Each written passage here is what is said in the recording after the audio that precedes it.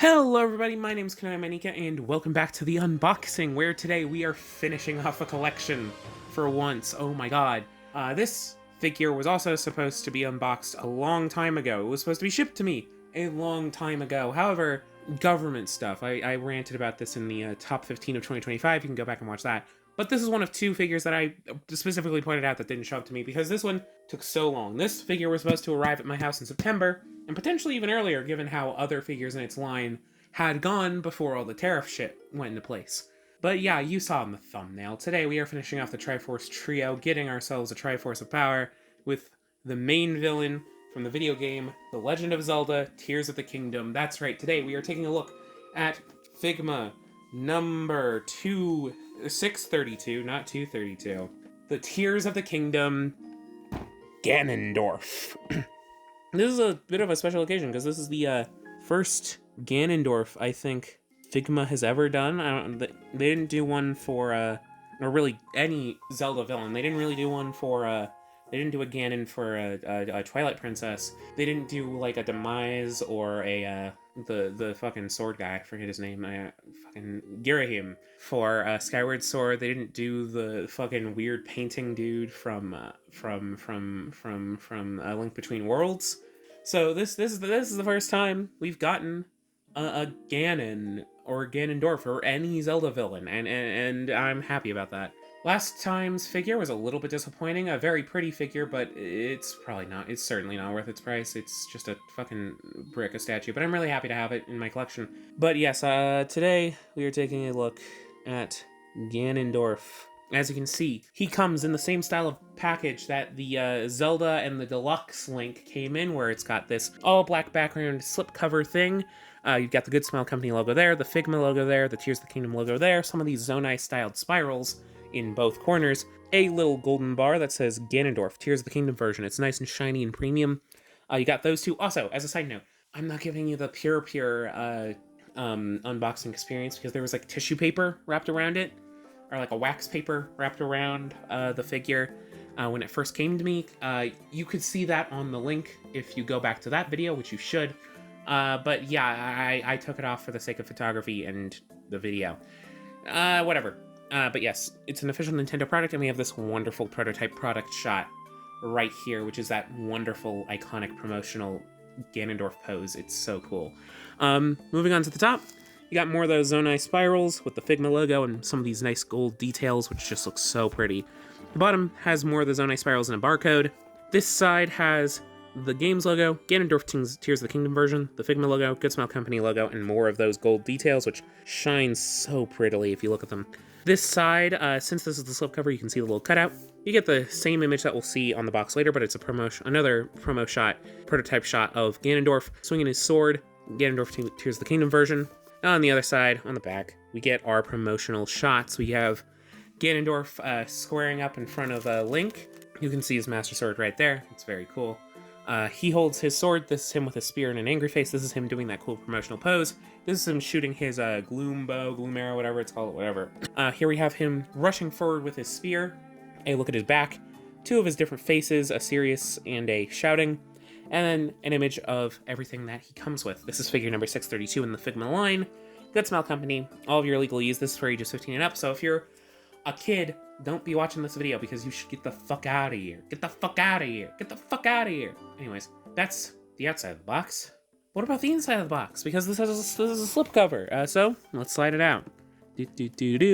And oh yeah, it's a big box still. Oh, sorry, I bumped into the microphone. I apologize for that. But yeah, here is that box in all its glory. And if you'll give me a second, I gotta take some photos of it. And we're back. Yeah, I apologize for that. I had to real quickly get some shit dealt with. But yeah, here we have the figure in its inner box, which is much more traditionally Figma styled. But it still has those nice spiral details, though they are now on a nice gloomy maroon. Very pretty. We have a little sliver of Ganondorf right here. Very funny because the figure is so big, we don't get a lot of the little promotional artwork, but it is just him sort of standing in a neutral pose. Good Smile Company, the sort of 15 and up, I think that's what that's supposed to be. We have some nice, wonderful window to look at the figure, and it is a bit covered in plastic, so it's not the most appealing look, but that's why the slipcover's there. Figma, Tears of the Kingdom, product number 632, Ganondorf, Tears of the Kingdom version, official Nintendo seal. By the way, real quick, we'll do the top first because the top and the bottom are the same. We have the Good Smell Company logo, the red gloom, Figma, number 632, Ganondorf, Tears of the Kingdom version, the Tears of the Kingdom logo right there, with this shot of Ganondorf from the front of the box. Same on the bottom. We saw this side already as well. This is the sword pose again, just without much of the lip. Ganondorf, Tears of the Kingdom version, Figma. And on this side, we get a shot of him shooting an arrow, which is also nice to see. Yes, Figma, Ganon, Tears of the Kingdom version. You know what you're looking at. Back is also very similar. There are no new promotional images from what I can tell. Some of them are actually a little bit closer in, but otherwise it's the exact same promotional images as on the back of the main box. Yeah, they're just a little differently cropped. But yeah, with that out of the way, and without further ado, why don't we take a nice little look at this package? I think we should. There we go. Slice that up at the top. Let me put that down so I can pull that out. There's a little, I think it's, what color is in the back? I think it might be gold, actually. No, it's a green, because Ganon, okay, let's pull it all out. There's 2 layers of stuff here.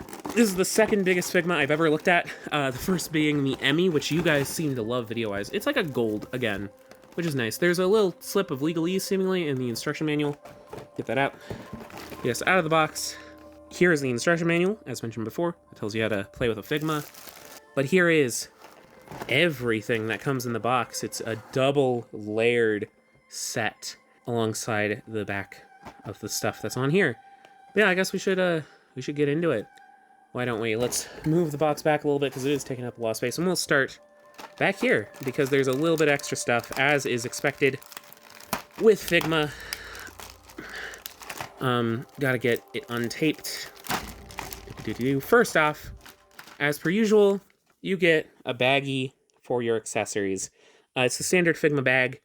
I don't even think it's that much different. It might be a little bigger. It's got a little place to write what figure it is or who owns it or whatever. But this is good for holding your accessories that you aren't using on the figure at the time. I always appreciate this. It inspired me to use normal Ziploc bags for my normal action figures. They aren't as fancy, but they're good for keeping accessories together and making sure I don't lose them. So yeah, but these ones are actually nice and premium. They're a thicker plastic bag. They're good. Anyways, we also have this pile of other bullshit. Mostly basics, but they are a little bit special because this is Ganondorf. I apologize for muffling into the microphone again. Hopefully that wasn't too loud. But yes, here we have the stand, which is a little bit different from usual Figma stands, or even the last one we got with Link. We've got the stand arm, which is very thick, very tight, and it's got a big old peg already attached to it. You can also remove this still for the larger peg, which, or whatever. I don't really know why that's there, but it's at an angle, and it's nice and well supported and clear. Kind of looks like a Gundam action base, honestly. And alongside that, you also get a spare wrist peg in green, a very thick wrist peg. We get one of these hexagonal bases. Is this the same as the other hexagonal bases I've gotten? I think so. Let me pull out the one from Samus. Yeah, it's about the same. It's got a different, actually, it's got a different texture. Still copyright Nintendo at the back, because it has to be. But otherwise, it's it's got a slightly rougher texture, but otherwise it's standard Figma stuff.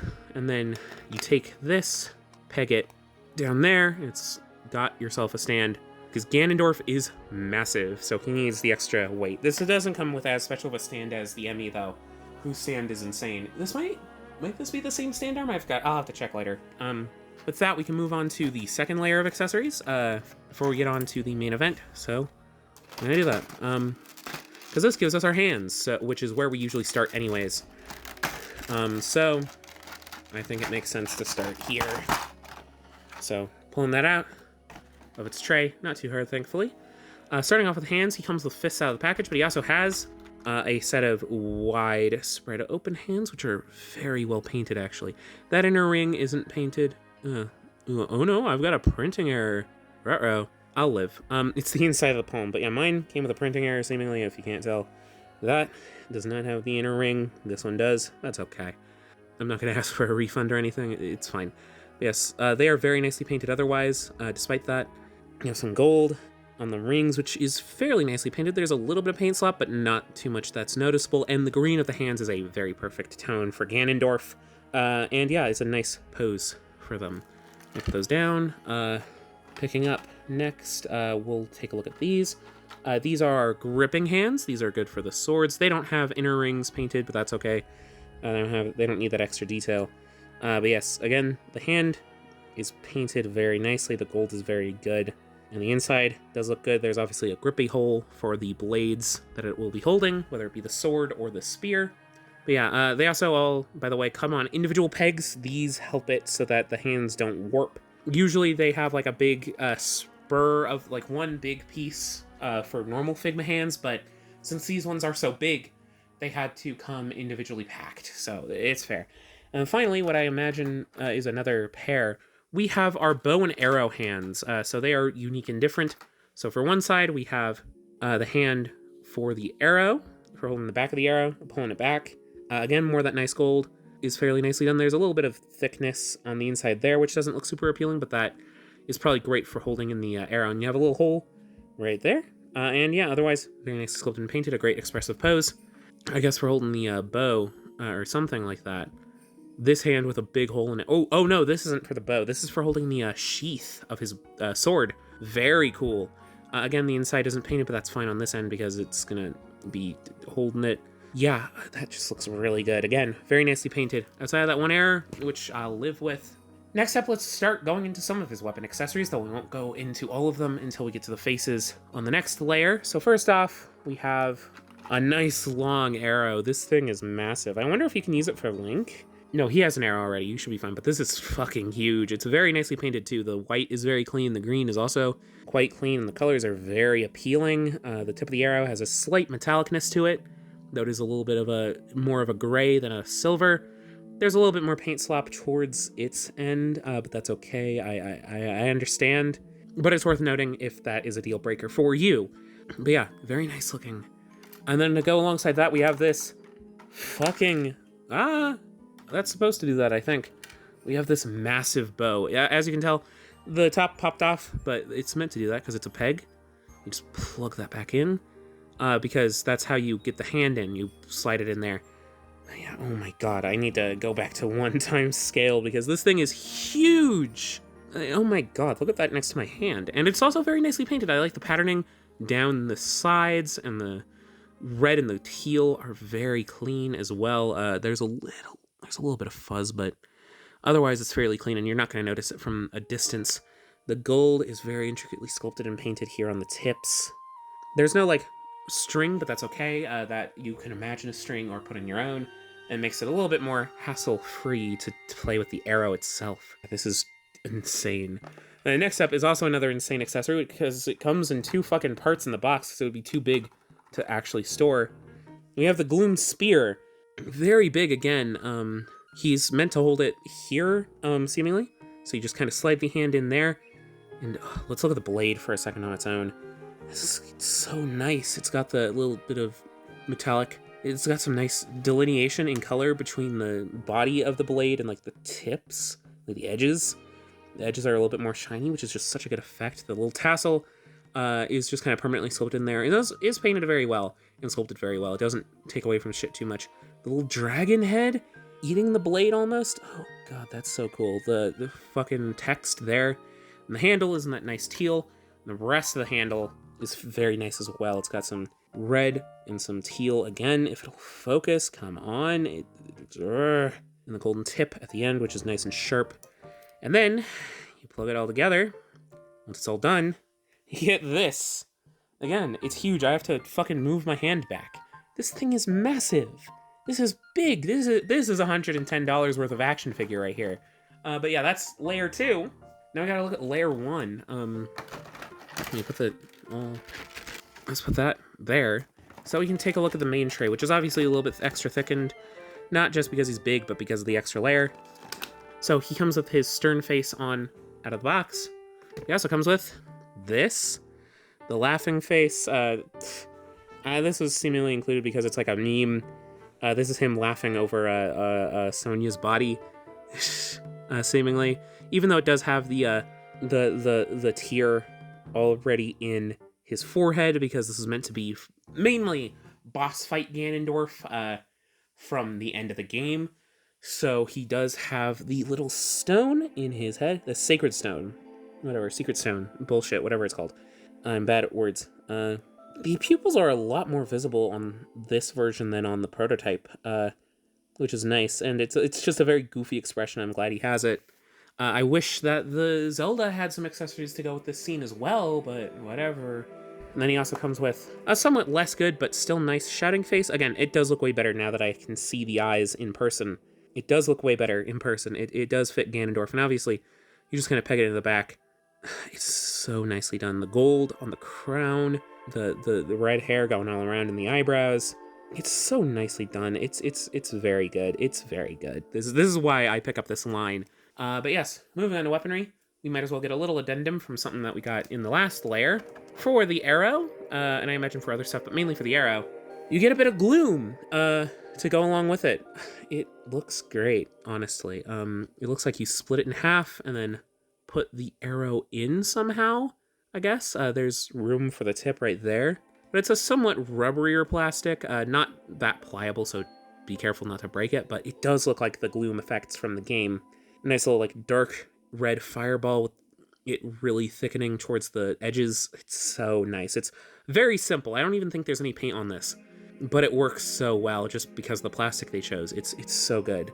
Moving on though, we have his sword set. So first off, let's take a look at the sword itself, which is this wonderful katana. If it'll focus so that we can take a look. There's the wrapped hilt. Very nice, very clean. This is the cleanest accessory, I think. There's a little bit of gold slop, but it will be hidden by the hand. Gold on the hilt and the little face on the inside. Oh my god, it's so good. The little gloom sword is so good. And we get to the blade where it's got some nice printing to have that nice swordly look. The little printing, the little text on the blade again to show that I think is like Gerudo or Ganondorf. And the Gerudo symbol. It's so nice. And then to go alongside it, I think it's still sheathable, yes. We have the Gloom Sheath, which is this very rough bundle.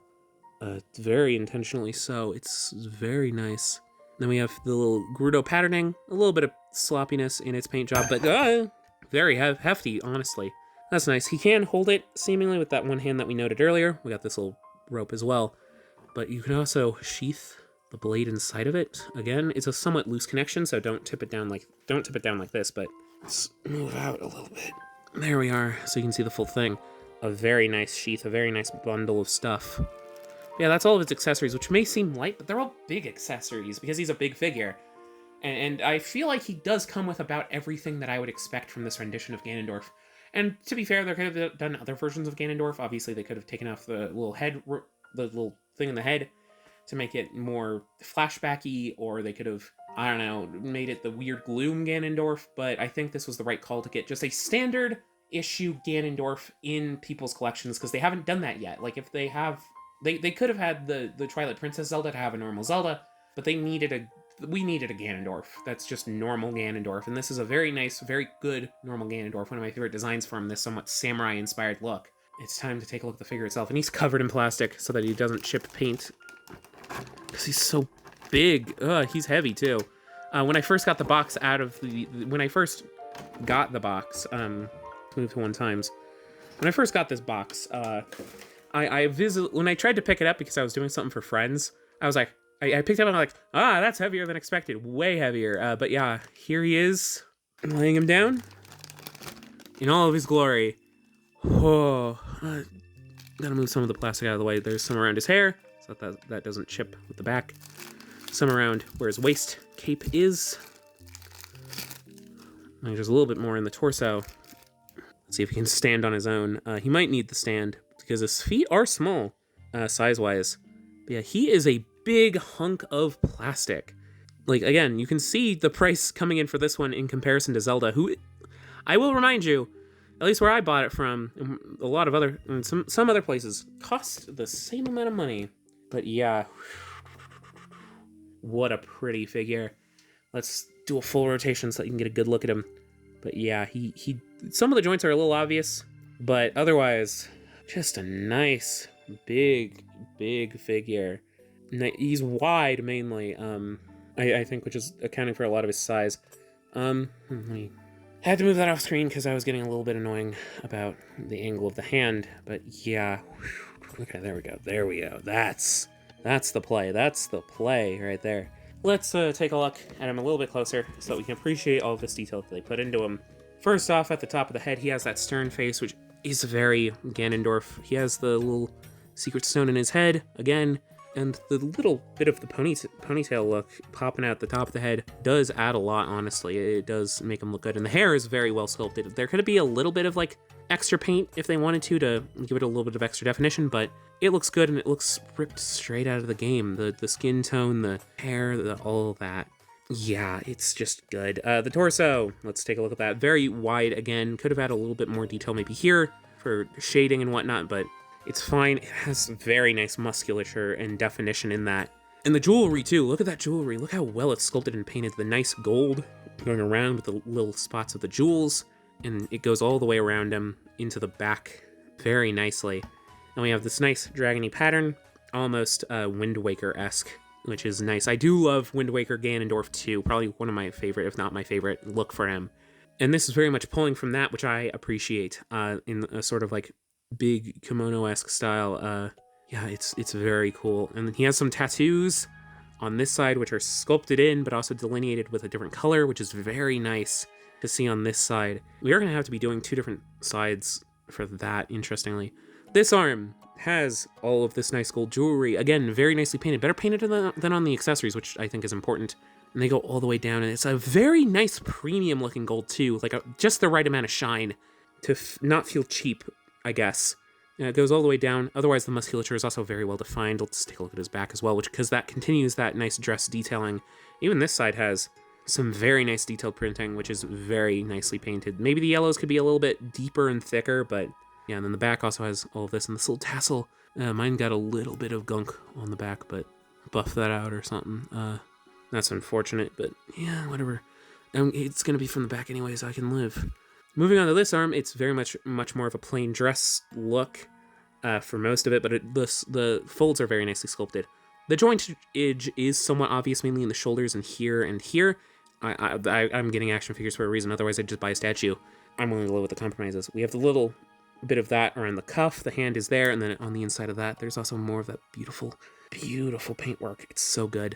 But yeah, moving on to the legs, they are in this nice gray, which has that nice baggy look, which goes down to more of that nice gold. It's very well done. I also really like this tassel, which also nicely gets out of the way. I'm appreciative of that. Very nice, honestly. And this little U, like, fantastic. But yes, the nice gold, or nice green here under the gold, and the brown wrappings of the feet, and then the feet are also very nicely done. It's weird to focus on feet, but the little brown wrappings that go around the whole foot, even the bottom of the foot, and then the ring that goes around the big toe, and then the little bit of jewelry, perfectly done. Perfectly done, honestly. Outside of that one main bit of chipping on the back of the skirt, which I'm not really going to be looking at much anyways, and I can live with because it blends in fairly well as long as you don't look at it, and I'm sure I can, if I take photos of it, I can edit it out fairly well. Fantastic. Fantastic. Fantastic. I love it. I love it. I love it. I love it. I love it.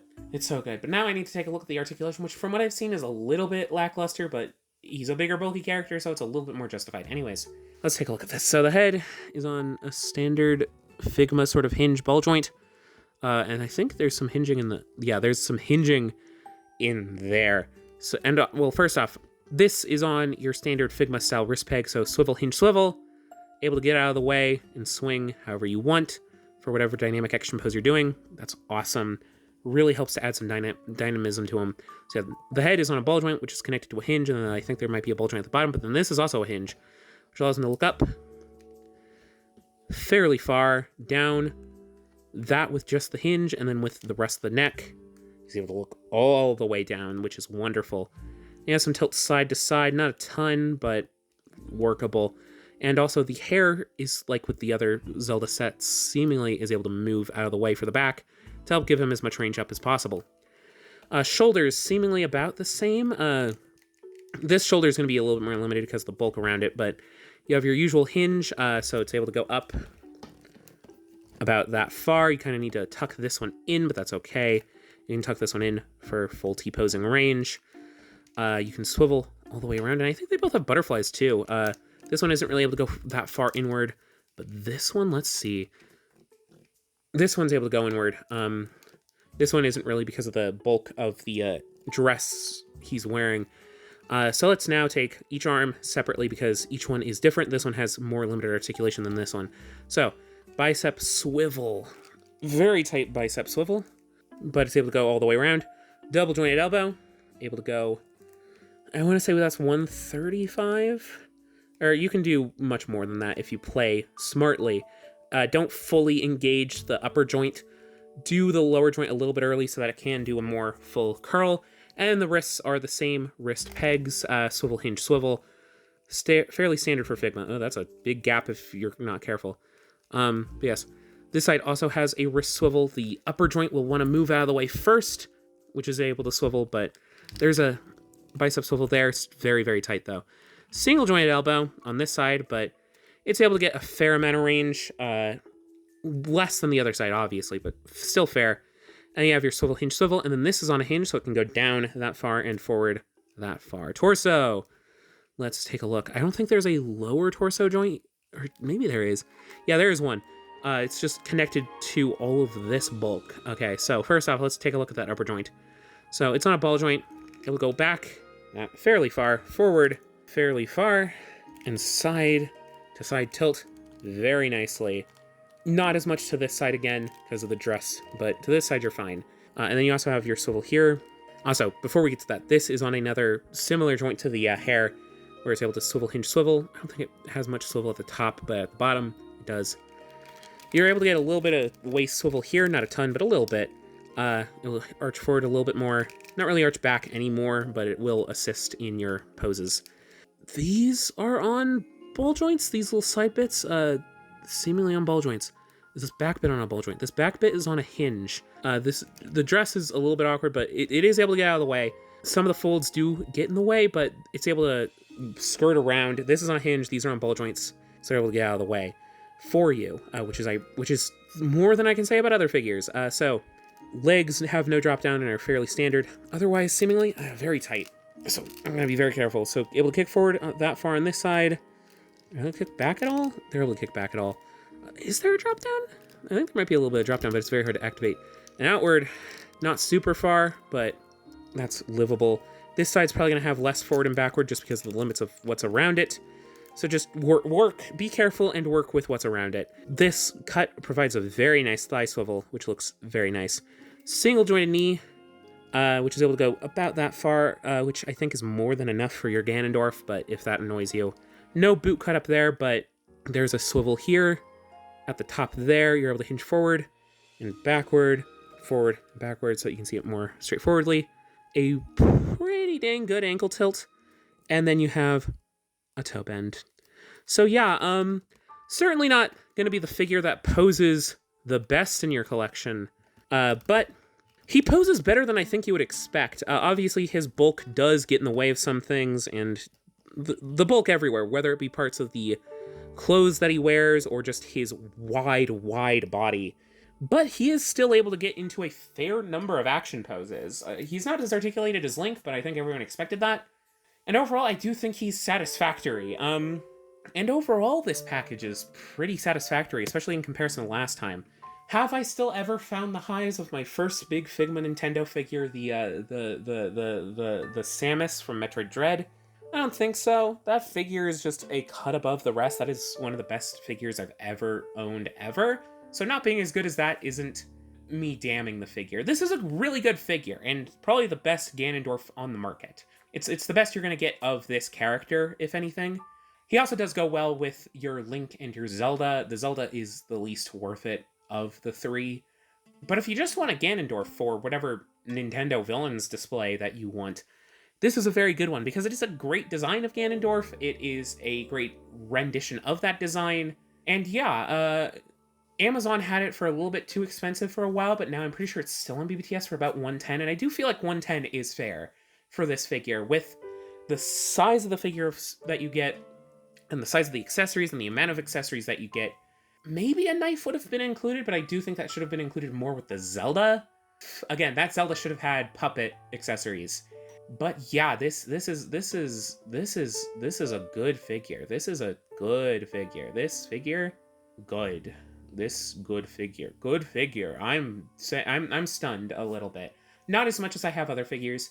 I'll have to do a Figma Nintendo ranking at some point of the figures that I own, because I think that would be an interesting time. But as of now, this is a very good figure, and I do feel like as a big figure, it is worth it. But yeah. Anyways, that's the video. I hope you enjoyed. If you did, do all the usual YouTube stuff. Like the video to let me know that you just enjoyed this video and you want to see more. Comment your thoughts down below on whatever topic may relate to the figure. Go to the channel previously to take a look at other figures that I've looked at. Again, I've looked at the previous 2 tiers of the Kingdom Figma figures, and very recently I looked at that LEGO Zelda set that just came out. And don't forget to subscribe so that if any other Zelda or Nintendo videos do show up on the channel, you are notified right when they come out, or just general action figure videos. I got more coming in the pipeline. But yeah, I hope you enjoyed. I recommend this figure, and if you'll humor me, I'll see you around next time. Bye-bye!